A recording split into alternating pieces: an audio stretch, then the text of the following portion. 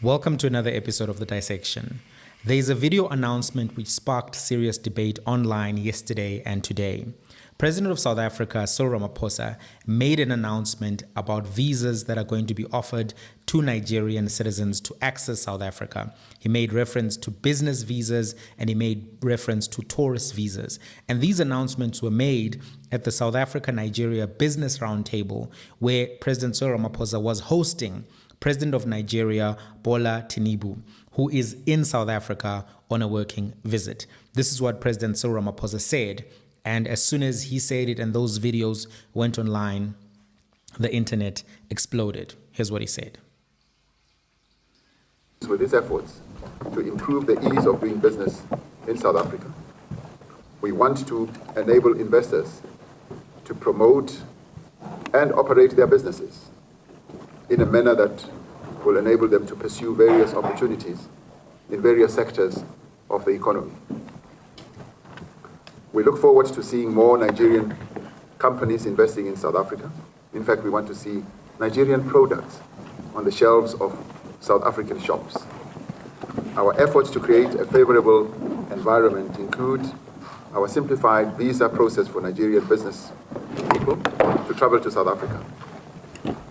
Qualifying Nigerian business people can be granted a 5-year multiple entry visa. In addition, tourists from Nigeria are now able to apply for a visa without even submitting a passport. We expect that this 11th session of our Binational Commission will enable us to consolidate cooperation in a number of other areas. This clip went viral and it has been viewed millions of times on different accounts on social media, and it sparked strong reactions and emotions on South African Twitter. It got so loud, the noise around this particular announcement, that the government sent out multiple clarifications today, and the Minister of International Relations, Ronald Lamola, went and did some interviews explaining and clarifying what would happen. So he basically said that a passport would still be required, but it wouldn't be required to be physically submitted during the process of getting an online application. This is some of what he said when he spoke to Newsroom Africa, trying to explain what the president meant. Firstly, as you will be aware, with the business travelers, people doing business either in South Africa or in Nigeria, do have to have access to the companies, to the operations and so forth. So that definitely necessitates multiple access if you are investing in a particular country and doing business in that country. So that is the same for our companies in Nigeria, but it's also the same for the Nigerian companies invested in South Africa. And these are people that are already running businesses or intending to run, and that will be done in line with the Home Affairs immigration laws and so forth. So that is what has emerged from the engagement of this binational commission. And the second one, with regards to tourism, is just an issue of practicality in terms of applying for visas to come to South Africa. But it does not mean that at all the visa won't be required. The passport, once the processes has been done, as you know, through some of the system, it can now be done online and so forth, which makes it difficult sometimes to submit the passport. But once the visa has been approved, the person will still have to submit the passport, which will then enable it to be stamped in that passport and so forth. So it is still something that has to be done at a particular stage. But to ease the process of practicality, that is what the Technical Committee on Home Affairs and the Minister of Interior in Nigeria are working on and have worked on to enable this facilitation. Yeah, the president was speaking about there's no longer a requirement for passports if you apply for this tourist visa. What does it mean? Yes, and that's what I clarified earlier on, Adrian, that is the initial stage of the application for the visa. For example, as I've said, if you do it online, it may be difficult to submit the passport. But once the visa process has been approved, your visa, there is still a requirement for the tourist to submit the passport in our mission there in Nigeria, to then be able to be the passport to be stamped with the visa and for the person to then travel. The president was speaking of largely the process and what informs this aspect. Therefore, we are providing the details of that, and I believe also Home Affairs will be able to further clarify and give certainty to the travelers from Nigeria into South Africa in regards to this process, and also travelers from our country same to Nigeria, which we continue to encourage, because we want to see more of people-to-people interaction between the two countries. There have been multiple reactions to this particular topic. We've seen radio and TV commentators, Sizwe Dlomo speaking about this, Faith Mangope speaking about this, Steve Ngesi, several celebrities, commentators speaking on how this would have adverse effects on the ANC and the ANC government. We saw an open letter being written by the controversial author Jackie Pamotse. She wrote an open letter to the president, and this was the gist of what she spoke about. Dear Mr.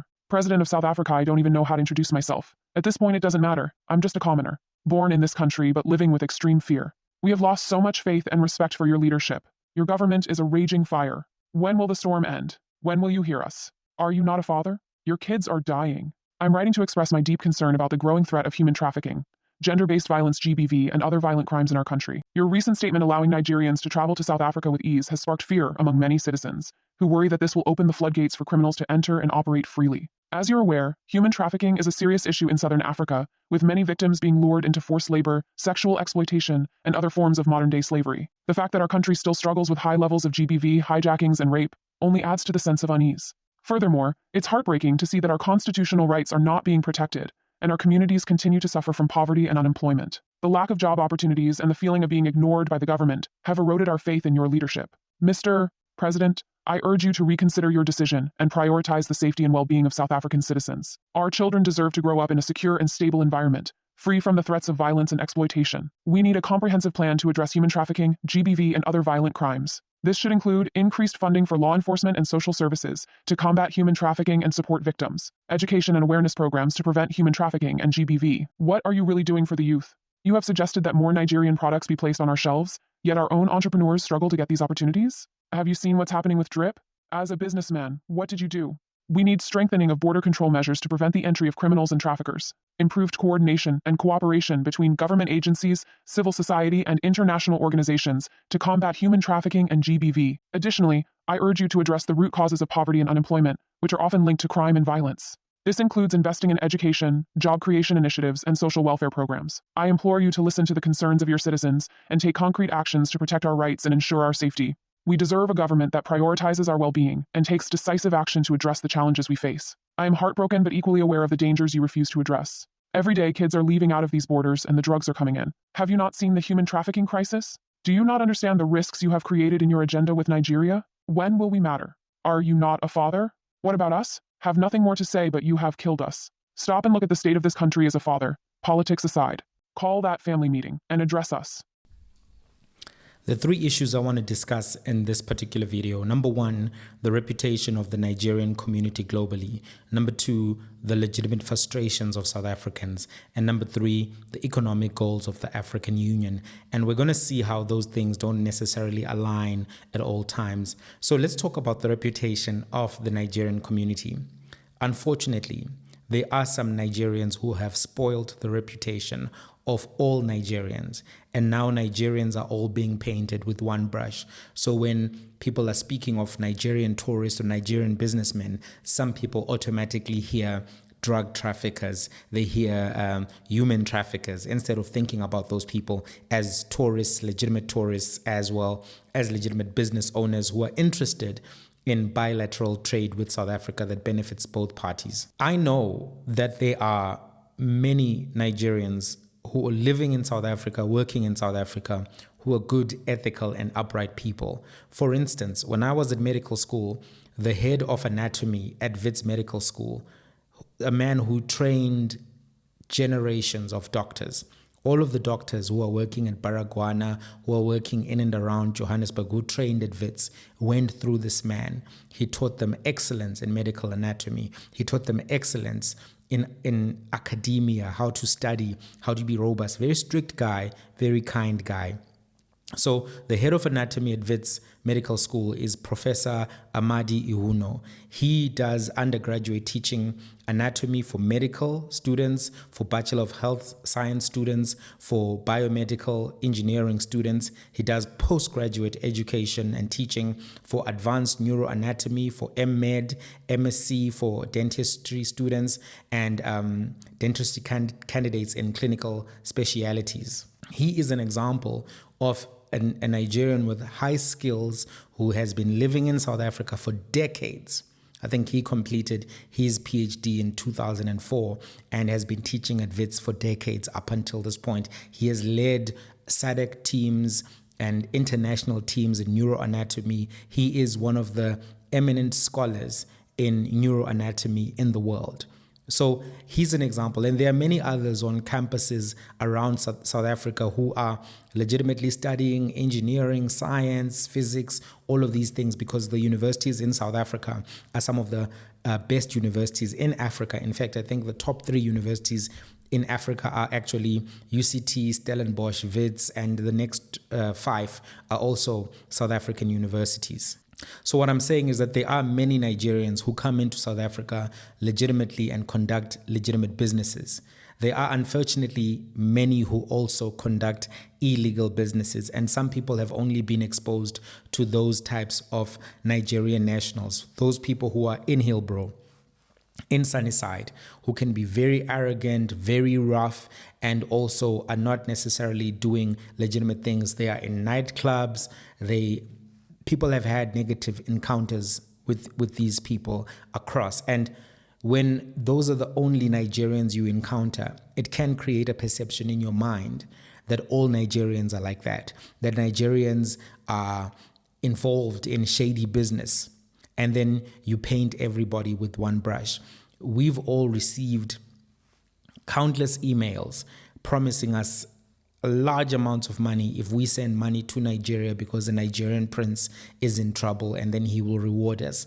This has also hurt the reputation of Nigerians. The Nigerian email scam, the Yahoo boys, these are not illegitimate criticisms when they are raised. These are real experiences that people have. You go into nightclubs, sometimes you see very, very uncomfortable things being done by West Africans and in particular Nigerians. But we still have to be very careful about painting a whole group with one brush. If you are slapped by one Zulu taxi driver, that doesn't mean that all Zulus are violent and that they are all looking to fight you, right? That's a stereotype. It's an unhealthy stereotype. If one Xhosa woman breaks your heart, you can't necessarily make an extrapolation that every Xhosa woman is like your ex-girlfriend. That is irrational. But to you, it may feel legitimate because you would have gone through an experience and you would have had stereotypes about those particular people. But a stereotype is not necessarily a valid perception, argument, or factual reality.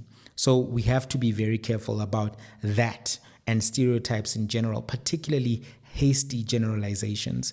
A hasty generalization is a fallacy where you generalize attributes to a particular group without empirical data, without having shown that that particular group does intrinsically embody those attributes. So we have to be careful whenever we are trying to make generalizations, particularly those which rely on stereotypes.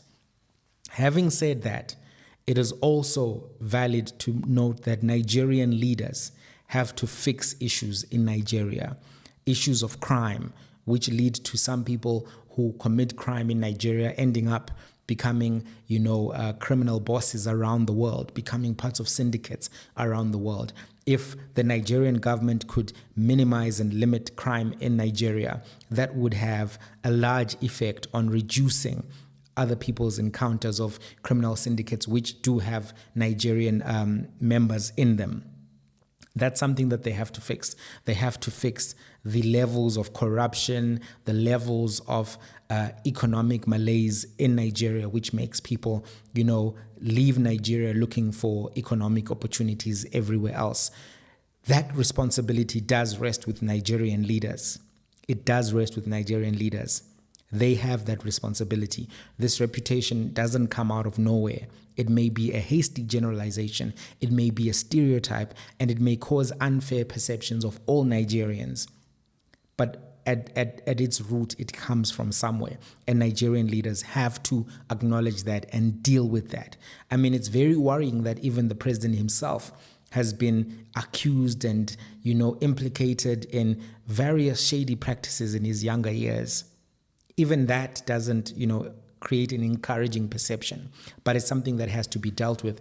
And I think the youth of Nigeria have a role to start challenging young people who pursue these types of careers in the criminal underworld, in, Yahoo Boy type of scams. Call them out, challenge them, rebuke them, make it clear. And I know that many of you are doing this anyway, that these people are not a representative sample of what Nigerian identity is about. There are so many great Nigerians that we can all think of: soccer players, JJ Okocha, comedians, Yvonne Offrey, I think her name is, who was on Insecure, musicians such as Jidena, Burna Boy. There are so many. But the perception still has to be worked on. And that also requires the Nigerian government to work on their public relations and to work on perceptions of Nigeria around the world, so that we can know more about Dr. Iwunos and not so much about the shady characters who are in Sunnyside and in Hillbrow and other places in London, for example, in certain areas there where there are large immigrant communities. So that's the first issue. The second issue around why this really touched a nerve on social media and created the kind of anger and frustration is that there are real frustrations in South African communities, in townships, in informal settlements, in central business districts, CBDs, etc., in Pretoria, in Johannesburg, because people live with the impacts of drug addiction. They live and they've seen what Nyaope is doing to young boys. They live, with spaza shop owners, and their emotions have been heightened in the last few weeks, particularly due to the reporting on spaza shops and the reporting on local economy. As things stand, it's not determinative that the organophosphate which killed children actually was from spaza shops which were foreign owned, or that even the chips were the cause of the death. There's a clip that I've posted on my social media and in other videos where Dr. Aaron Mutsualedi and Dr. Jerry Chaha actually speak about how the chips and the biscuits that they tested negative for organophosphate. But the anger, the emotion, the frustration is still being felt by people in the community. That anger is real. And to make this announcement right now, after weeks upon weeks around stories where people were being told about the plight of children, about the lack of safety in these shops, etc., this just rubbed people up the wrong way. I think this announcement should have been postponed or should have just been made via statement where people can read it, get the full information. The other source of frustration outside of the concern about members of the community who are on hard drugs, outside of the concern about food safety, the other issue that really is frustrating people is because people are feeling left out of the economy. They're feeling that they're being left behind while the South African elites, the businessmen, the business owners make business deals with Continental passport holders, such as the business owners from Nigeria who are going to be coming to put their products on South African shelves. That's very frustrating when you can't even get a business loan from FNB, when you can't even get your shoe into Nigeria or East Africa or West Africa. People are angry. People are frustrated. The timing of this announcement is just something that made people feel like the government does not care about the immigration issue in any shape or form, and that the government is tone deaf. Celebrities, radio commentators, TV commentators were all very vocal and basically were saying the ANC is going to lose the next election because of this announcement. There was an earlier announcement that was made around visas for Ukrainian diplomats. I made a video about that, explaining that there was a little bit of misunderstanding because everyone thought initially that people from Ukraine would be able to just come to South Africa visa-free, but it was actually for the diplomats and people who are part of the peace negotiations. They're going to be able to come into South Africa without, prolonged visa applications, and vice versa. South Africans are going to be able to go to Ukraine. The diplomats, not everyone, the diplomats. But that announcement was not taken well either. So this announcement came at the back of that announcement. And this just, I think, it fanned the flames even more. It fanned the flames even more. The timing, the delivery. And you can see that the government appreciates that, oh, this is very sensitive, and we didn't deal with it the way that we thought, and we didn't do maybe some public relations work earlier that may have been needed to be done to get the people where they need to be like, okay, we see the value. You don't just spring an announcement like that on people, particularly when they're sensitive, particularly when you've been telling them spaza shops are dangerous, etc., particularly when you've had nationalist, ultra-nationalist figures like Gayton McKenzie, Herman Mashaba, and others agitating, the grassroots. Some of the issues they raise legitimately, and some of them to really manipulate the emotions, raw emotions that are there on the ground, sometimes valid emotions that are there on the ground.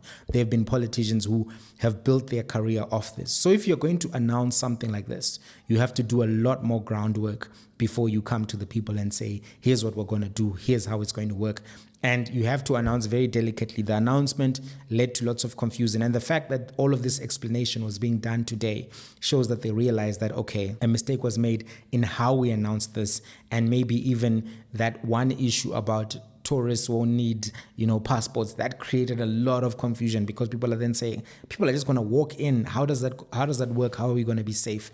Because if people just walk in, that doesn't make any sense. But it was clarified, of course, that they will still need passports. All of the protocols that exist right now around passports and travel with passports will still exist. It's just that they're making the process easier for the online application. Now, the third issue that I want to talk about is the African agenda on trade and movement of people. And it seems as if this is going to really struggle, because Nigeria is the second largest economy in Africa, and South Africa is the largest economy in Africa. If number 1 and number 2 cannot see eye to eye and make this work, forget about number 47 and number 48. It's not going to happen. So let's talk about this agenda on trade and movement of people. Over the years, there's been a conversation continentally and with the African diaspora about the ease of movement of Africans and the ease of trade in Africa. Dangote, who's Africa's richest black man, has spoken about how frustrating it is that it's easier for him to travel to Europe than to travel across Africa. This is due to a variety of factors, including poor logistics systems, cumbersome regulations. It is indeed easier for a holder of an American passport or an EU passport to travel in Africa than it is for an African to travel in Africa. A UK passport basically is a go anywhere in Africa passport. An American passport is a go anywhere in Africa passport. And we've seen digital nomads having the best time of their lives. But for Africans to move around Africa has remained something that is difficult. Most Africans will die without having seen another African country. Most Africans will die like that. And it's not out of desire that some of them don't want to. It's just because it's so difficult. And when it comes to African countries that are further away, unlike Europe, where you can just jump on a train and see most of Europe. Of course, Europe is tiny, but still the point remains. You can travel across Europe much easier than you can through Africa. Much more easily. Lots of failings have happened there. That is one level of the discussion, movement of people. The other level of discussion is that intra-African trade has been low. Other parts of the world, the EU, has lots of intra-regional trade, meaning within the bloc. The ASEAN bloc, which includes China and other Asian countries, has got lots of intra-regional trade, up to 60% in some instances. The North American countries have got lots of trade amongst themselves, America, Canada. Intra-regional trade is one of the largest blocks of trade which you have to have in order to grow your economy. However, trade in African countries internally has really been lethargic. Trade among African countries was at 10% in the year 2000 and 16% in the year 2014. So you can see that those numbers are low. There's been low manufacturing and processing capacity, and this has been a limiting factor for trade among African countries. In fact, intra-African trade in manufacturing declined from 18% in 2005 to about 15% between 2010 and 2015. But there's a hope that these numbers can be changed, right? In 2024, the African share of global trade remained at less than 3%, driven largely by merchandise trade. Africa is exporting commodities to the world and nothing else in a large sense.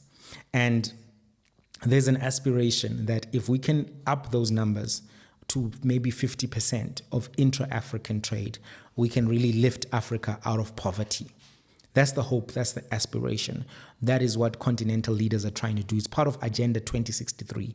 Agenda 2063 is Africa's development blueprint to achieve inclusive and sustainable socio-economic development over a 50-year period.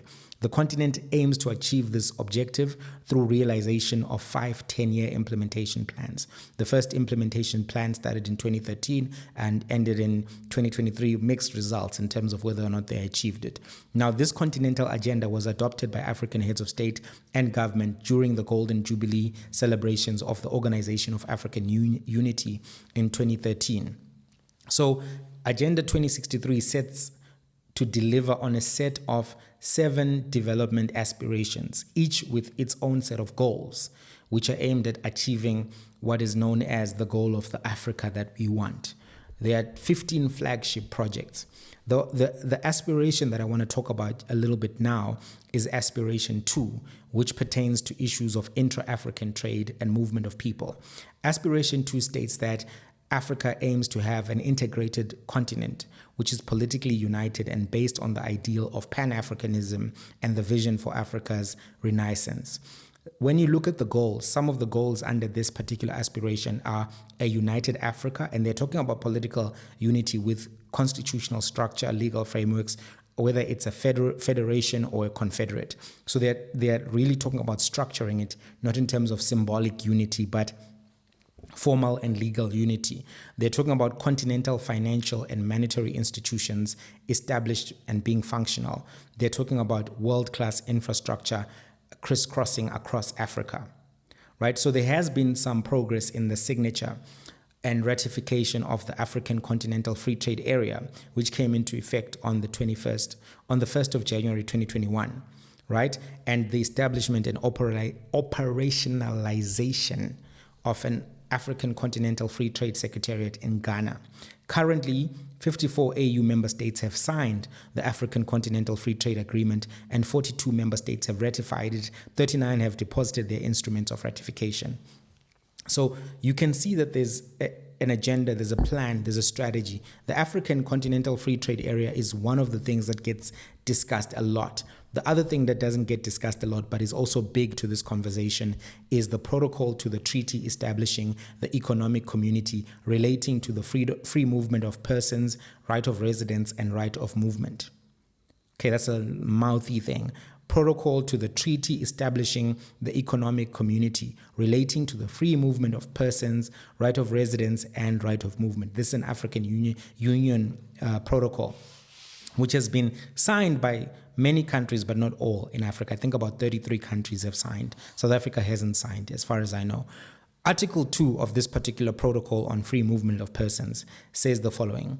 The objective of this protocol is to facilitate the implementation of the treaty establishing the African Economic Community by providing for the progressive implementation of the free movement of persons, rights of residence, and right of establishment in Africa. Article 5 says the following.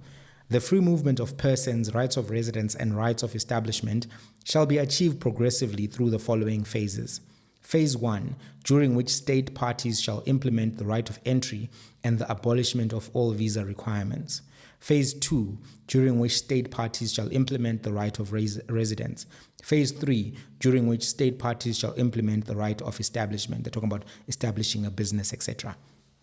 So you can see that this discussion around the business visas for Nigerian business owners, tourist visas, and them having easy application is around phase 1 and almost phase 3 to a degree of this particular protocol to the Treaty of Free Movement of Persons, Right of Residence, and Right of Movement in Africa. Article 10 of this protocol speaks about the African passport.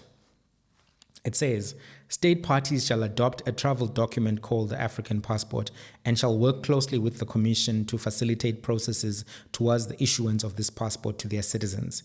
The Commission shall provide technical support to member states to enable them to produce and issue the African passport to their citizens. The African passport shall be based on international, continental, and policy provisions and standards on continental designs and specifications. Article 20 speaks about mass expulsion or deportation. It says the following. 1. The mass expulsion of non-nationals shall be prohibited. 2. Mass expulsion shall be that which is aimed at national, racial, ethnic, or religious groups. So these are the aspirations, the agenda, the goals, and the purpose of the agenda at the African level around trade, around movement of people. But clearly there's a clash. Clearly there's friction. I wonder where you stand on these particular things. As things stand, I think that we are far from reaching these goals. There's a lot of work that has to be done to deal with the real frustrations in communities, to deal with stereotypes that are damaging relationships, to deal with damaging generalizations, and to deal with the drivers of immigration, such as dictatorships and electoral violence in the SADC region, for example. Part of the reason why the immigration issue has come to such an extent is because two countries have been rigging elections, been dictatorships in the SADC region. Nigeria is in the top 10, I think, of sending countries to South Africa, but it's at like number 9. The top 2 are Zimbabwe and Mozambique. Then Malawi, I think, is number 3. The reasons why these countries have been sending so many people is because there have been dictatorships, there have been electoral violence. Even as we speak right now, there are protests in Mozambique. The border has been shut down. Frelimo has killed opposition leaders. It's a mess in Mozambique. These are the things that have caused the explosion of immigration. Unfortunately, SADC leaders have been holding hands with Frelimo instead of calling them out and calling for fresh elections in Mozambique. So there are things that need to be done to rectify all of these frustrations and issues. Those things, unfortunately, not going to be done or have to be done concurrently. The challenge is that the global economic bus is not stopping. The perfect case scenario would be to send everyone back to their home country and negotiate everything from fresh, to start building these relationships without these social issues which are breaking out, without the trust issues that have already happened, and without those who raise these issues not out of a desire to solve them, but to fan the flames of hatred amongst Africans being active and prominent in politics. That would be the perfect case. But the challenge is that the global economic bus is not moving. The global bus of history is not stopping. The global bus of history is not stopping. History is moving. Economies are moving. And Africa has to figure out how to resolve these challenges on a moving bus. Africa remains both rich and poor, rich in minerals and human resources, but poor in unity, management, and coordination. The problems in Africa remain right now to be mismanagement, misappropriation, miscoordination, miseducation of Africa by African leaders. Those challenges continue to persist. Africa is rich in minerals and human resources, but poor in unity and coordination. From the scramble for Africa, global powers have used one strategy to keep us from progressing and to keep our goods and services and minerals at the cheapest possible price. Divide and rule, divide and conquer. Keep Africans fighting, keep taking everything that they got.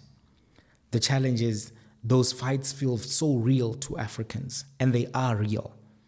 These Africans who are fighting amongst themselves are not fighting petty fights. These are fights that are real and that need to be resolved. But there are those in Europe, in China, in Russia, who know that if you keep putting more ammunition in those fights, you can keep going to get cheap gold, cheap cobalt, cheap everything in Africa. To deal with these problems, Africa really requires stronger leadership that is trusted, leadership that understands the emotional challenges and has the emotional and social capital to bring divided groups together continentally. I don't think that we have leadership right now that can successfully execute on those difficult challenges. Leaders need to have trust to achieve some of these goals that the African Continental Trade Area seeks to have, some of these goals that we need to achieve in order for Africa to progress. I'm not sure that we have such leaders in the room right now, and I don't know what it would take to get such leaders in the room right now. If you want to read more on these topics, I'm going to make some book recommendations. The first one is The Great Experiment, How to Make Diverse Democracies Work by Yasha Monk, who's a lecturer at, I think he's at Harvard University. He studied the global immigration debate and all of the things that have happened in the global immigration debate up until this particular point, because this book is about immigration and the discourse around immigration. So that's one. The other one is a classic, How Europe Underdeveloped Africa. This book will give historical perspective to how the divide and conquer methodologies have played out in Africa consistently, how the problems that Africans are facing are actually not related to one country, but are intertwined, because the destruction and underdevelopment of Africa was strategic and coordinated. When emotions are so high, these books don't matter so much, to be quite honest with you, because people are angry, and they're angry for legitimate reasons. And it just shows that the road ahead is long. As that politician once said, Indele ndlela.